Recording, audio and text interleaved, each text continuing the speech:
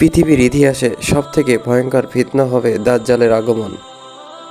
হাদিস থেকে পাওয়া যায়, দাজ্জালের আগমনের পূর্বেই সারা পৃথিবী জুড়ে দাজ্জালের ফিতনা চারিদিকে ছড়িয়ে পড়বে। দাজ্জাল আসার আগেই মূর্খদের মহাপণ্ডিত মনে করা হবে আর জ্ঞানীদের মূর্খ। একসময় দাজ্জাল এসে ইসলামের ওপর আঘাত হানবে। সে মানুষকে বলবে, আমি তোমাদের প্রভু, আমাকে সিজদা করো। প্রকৃতির উপর দাজ্জালের অস্বাভাবিক ক্ষমতা থাকবে। দাজ্জাল পৃথিবীর এপার থেকে ওপার ছুটে চলবে।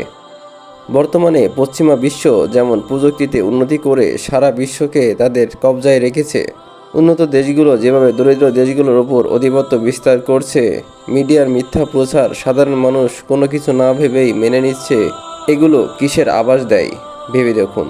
দাজ্জালি ফিতনা, হয়তো সেই ফিতনাগুলো ইতিমধ্যে এসেও গেছে।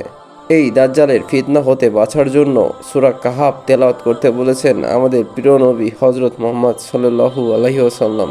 হাদিসে বর্ণিত আছে যে, জুম্মার দিন সূরা কাহাফ পড়লে এই ফিতনা থেকে বাঁচা যাবে।